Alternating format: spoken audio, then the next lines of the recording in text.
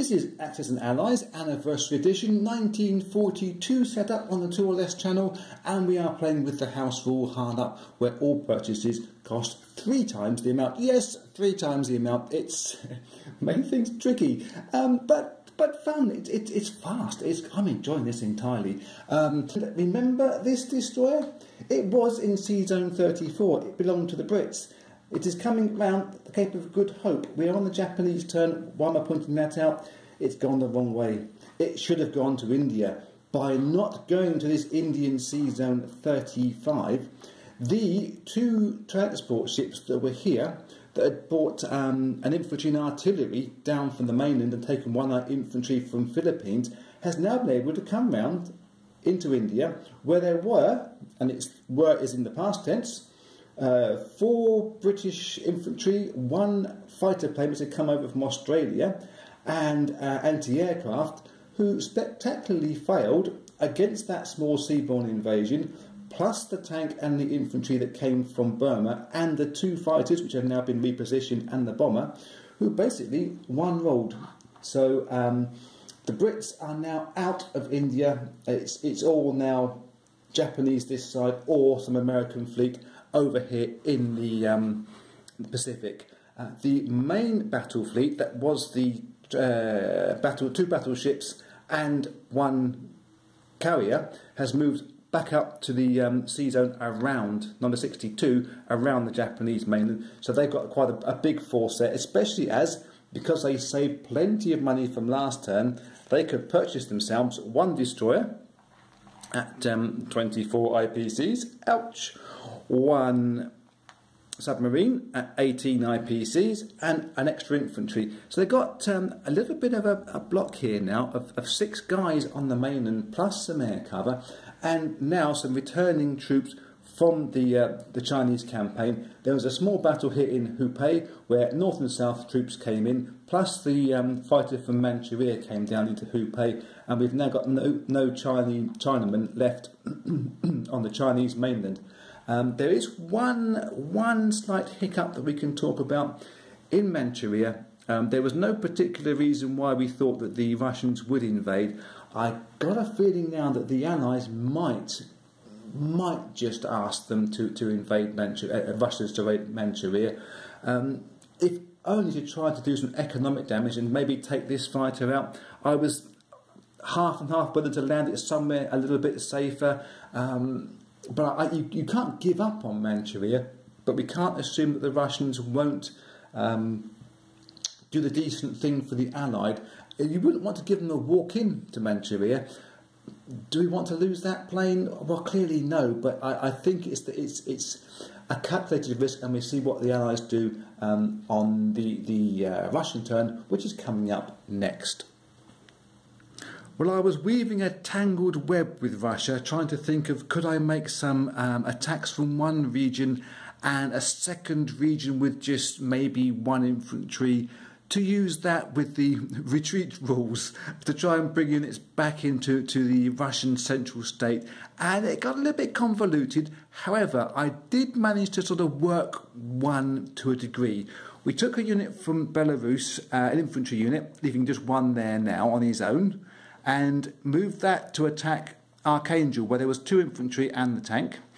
We took 1 infantry from Russia, moved that forward, and we used the bomber as well. It was a stalemate. 2 infantry units got lost on either side. This tank can now retreat back to Russia. I know it could have gone back that way anyway, but we have reduced some of the pressure. I did think, could I make an early attack into western Ukraine? Oh, it was dodgy. I tried hard to make that work. I really couldn't see it. We have a unit moving forward from Novosibirsk back into Russia. This tank can come back through the Caucasus into Russia. So whilst they're expensive units to lose, obviously better in attack than defence, they can at least get there and hold up some sort of protective wall, so to speak. 1 unit from Caucasus is going to move forward, so we've now got a little block here in the Ukraine, and we've got some sort of defence on the factory. And their purchase, well, they could afford to buy 3 units, all infantry, 1, 2, and another 1 back into Caucasus to protect that factory there. That's the Russia's main part of their turn. They did, however, give in to the request by the rest of the Allied forces over in Manchuria, and they did say, yes, we'll take on Manchuria with our 7 infantry, and it was a success. I didn't like the move. I hated doing it. I was in 3 minds rolling the dice, but it did work out. Japan have lost Manchuria. Russia are now in there, and they're going to be a pain in the backside with a bit of luck.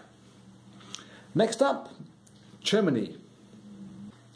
On turn 3, Germany are adopting a maxim from Rudyard Kipling. I can't even say his name. If you can keep your head when everybody around you is losing his, etc. Well, they're going to try to be keeping their head of state, their capital. They cannot let Germany Central fall whilst trying to grab Moscow. It's obviously one of those trade-offs. They do have plenty of tanks there, but not enough infantry. With their air wing that's there, I think Germany could possibly just squeeze into Moscow. They wouldn't have anything left to support themselves. Russia could crowd back around. Yes, it would be very expensive, but Germany wouldn't hang on to it for long enough. So we've already rolled this. What we're going to do as the German player is, we've already beaten him up. That Russian guy is gone, kaput. We're going to be moving the infantry in, because these are the ones that attacked from Karelia and from Baltic states, and these units also from East Poland. They've all got in there. They've all now forward as a fairly strong line. The one tank, unfortunately, is a little bit on its own, but we don't mind that too much. And we have these tank units here. I think we can afford to play a little bit of a long game here by moving these fighters back out of the picture. It's taking some of the pressure off of the Russian attack. They can go right back to the Berlin state, the central German state. All of these can go back. We could also knock the planes over. We could also do a bombing attack with one of these fighters against all those units that are in France at the moment. However, we are not going to. We're not going to risk those just at this stage. We're not going to move these tanks anywhere quickly, but we are going to move this tank forward to get a nice little bulk here, and using the transport ship that's down here in the Mediterranean, is going to take this tank that was going to do a run around Africa. It's now not going to. It's going to be placed via seaborne transport, as with the the artillery unit 2. That's now moved into the Turkish Sea there, the Black Sea, I believe it is. And the other bit of movement up here will be the transport ships that have been set up here in the Scandinavian seas, just to keep themselves out of trouble to some degree, but have that latitude of transport. They're going to move one of the infantry and one infantry from Denmark. They're going to move those 2 guys back into Germany Central. So we've now got 1, 2, 3, 4, 5. And this one tank is going to roll back off of the main front of the western coast. We're not going to be attacking that France just yet. And we have bought 4 infantry, which I shall pile up just roughly so we can see them going into Germany Central itself. I believe that is enough of a stronghold, especially with the Italians down here, that the Allied can't come forward this turn. We're hoping that we can come forward next turn as Germany and squash France, and with a bit of luck, squash Russia as well. We'll just see how it plays out. The UK tried very hard to find a way of getting into Germany to justify that move of going at those German forces. There are 13 or 14 units in Germany state. We will be attacking with 8 or 9. I really wanted to. I couldn't pull the trigger. I know I said right from the start it's a get on with it sort of game. I couldn't get on with it. I couldn't justify their move. Same as Germany couldn't justify getting into Moscow this turn.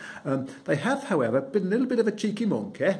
And what they've done is they've taken 2 fighters from the UK via Western Europe, made 1 infantry assault into Western Europe so they could utilise those 2 fighters, and did take out the 2 infantry that were there, losing 1 infantry themselves. Shame about that. But the planes are now into France, so there's quite a good defensive stronghold with American planes and British planes in here as defensive modes. Their bomber came across to Germany and bombed the factory with extra 4 IPCs. That will start being a problem now for Germany, having to put units in there, paying off IPCs first. It's not too terrible, but the Americans haven't gone yet. I think it's going to be the Italians next, and they may try an early push. Their country is worth 6 IPCs.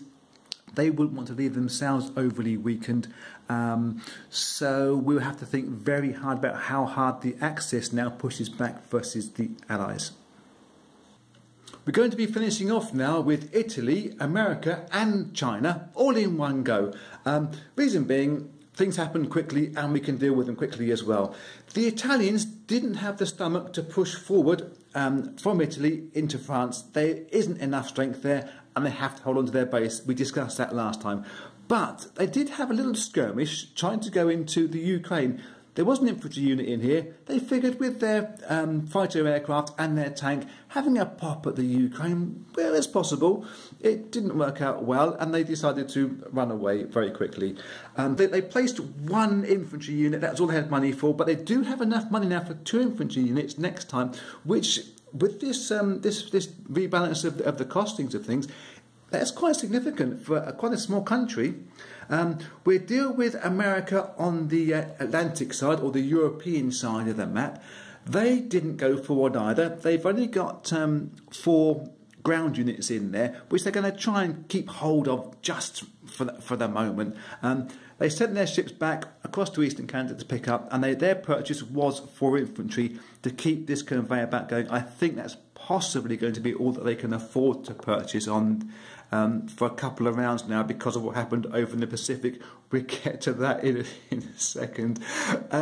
They did send their 2 bombers over to the German factory and did massive damage. Managing to avoid the anti-aircraft, they did 9 damage. There's now 18 damage on the German factory. That is going to hurt them badly when trying to place units to protect Germany Central. We shall see how Germans react on the next turn. Let's nip over to the Pacific.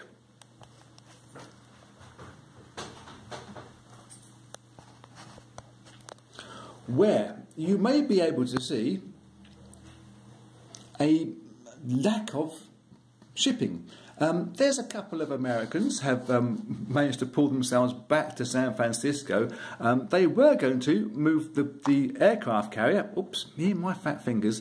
They were going to move the aircraft carrier forward into Japanese Sea Zone 62 to catch the 1 fighter they needed to catch. The other one could have landed back onto the Iwo Jima. However, there's none left to fight, and there's no Japanese Navy left there either. The Americans had a carrier, battleship, cruiser, destroyer, submarine, bomber, and 3 fighters that could bring into the action. And the Japanese had a carrier, 2 battleships, 2 destroyers, submarine, and 2 fighters that you could launch off of its carrier. It was a bloody battle.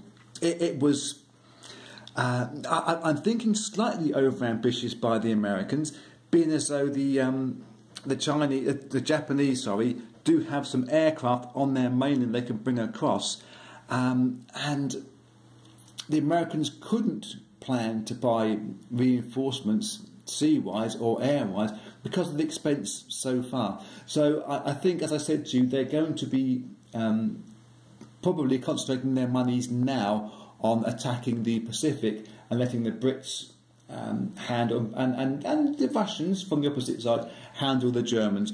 That's a rough plan, but my rough plans never seem to work out very well. Here is the casualty list from that sea battle. As you can see, it was expensive, especially with these costing 60 IPCs to replace. We're not going to be replacing them in a hurry, but the Americans did keep hold of one of theirs, so they do have some strength at the moment. That will be the end of turn 3 and video number 3. Thank you very much for watching. I should just remind you that I make these videos in aid of a charity called Cure Parkinson's. You can guess what they do. If you happen to have a spare IPC or triple IPCs, I'm sure that they'll appreciate it. There's a link to them below this video, one in the banner on the homepage. Until video number 4, be cool.